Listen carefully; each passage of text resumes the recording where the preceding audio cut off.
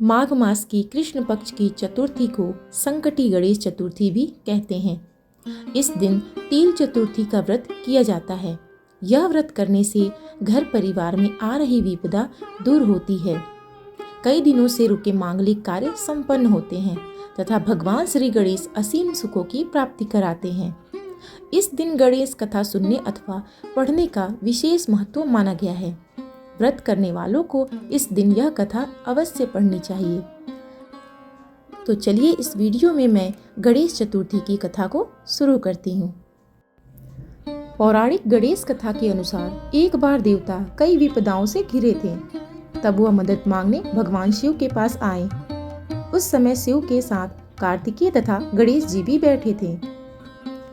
देवताओं की बात सुनकर शिव जी ने कार्तिकेय व गणेश जी से पूछा कि तुम में से कौन देवताओं के कष्टों का निवारण कर सकता है। तब कार्तिकेय व गणेश जी दोनों ने ही स्वयं को इस कार्य के लिए समक्ष बताया।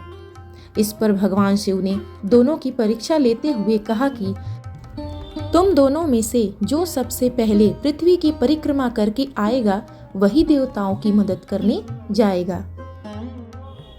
भगवान शिव के मुख से यह वचन सुनते ही कार्तिकेय अपने वाहन मोर पर बैठकर पृथ्वी की परिक्रमा के लिए निकल गए।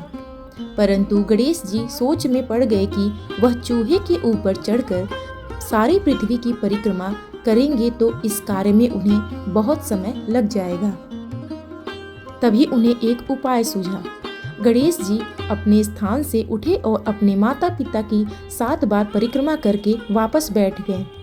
परिक्रमा करके लौटने पर कार्तिकेय स्वयं को विजेता बताने लगे।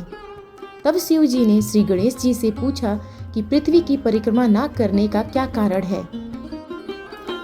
तब गणेश जी ने कहा, माता पिता के चरणों में ही समस्त लोक है।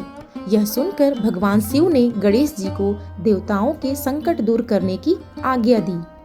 इस प्रकार भगवान शिव ने गणेश जी को आशीर्वाद दिया कि चतुर्थी के दिन जो तुम्हारा पूजन करेगा और रात्रि में चंद्रमा को अर्घ देगा उसके तीनों ताप यानी दैहिक ताप, दैविक ताप तथा भौतिक ताप दूर होंगे।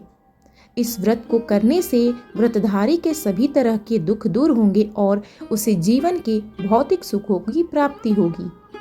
चारों तरफ से मनुष्य की सुख समृद्धि बढ़ेगी।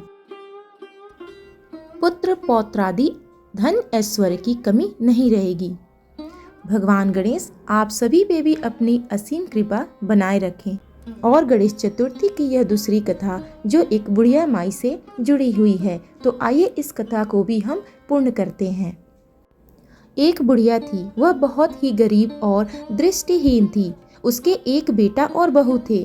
वह बुढ़िया सदैव गणेश जी की पूजा किया करती थी। एक दिन गणेश जी प्रकट होकर उस बुढ़िया से बोले, बुढ़िया माँ, तू जो चाहे सो मांग ले। बुढ़िया बोली, मुझे तो मांगने नहीं आता, कैसे और क्या मांगू। तब गणेश जी बोले, अपने बहू बेटे से पूछकर मांग ले।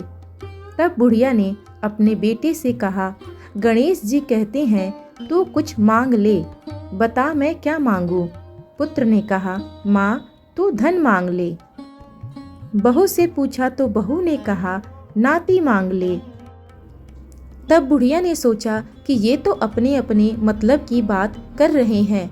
अतः उस बुढ़िया ने पड़ोसियों से पूछा तो उन्होंने कहा, बुढ़िया तू तो थोड़े दिन जिएगी, क्यों तू धन मांगे और क्यों नाती मांगे। तू तो अपनी आंखों की रोशनी मांग ले, जिससे तेरी जिंदगी आराम से कट जाए। इस पर बुढ़िया बोली, यदि आप प्रसन्न हैं तो मुझे 9 करोड़ की माया दे, निरोगी काया दे, अमर सुहाग दे, आंखों की रोशनी दे, नाती दे, पोता दे और सब परिवार को सुख दे और अंत में मोक्ष दे। यह सुनकर तब गणेश जी बोले, बुढ़िया माँ, तुमने तो हमें ठग लिया। फिर भी जा, तू जो मांगी है वचन के अनुसार सब तुझे मिलेगा। और यह कहकर गणेश जी अंतर्ध्यान हो गए। उधर बुढ़िया माँ ने जो कुछ मांगा वह सब कुछ मिल गया। हे गणेश जी महाराज, जैसे तुमने उस बुढ़िया माँ को सब कुछ दिया है वैसे ही सबको देना। अपनी कृपा हम सभी पे भी बनाए रखना। और इस प्रकार कहानी समाप्त होता है और आप सभी को गणेश चतुर्थी की हार्दिक शुभकामनाएं।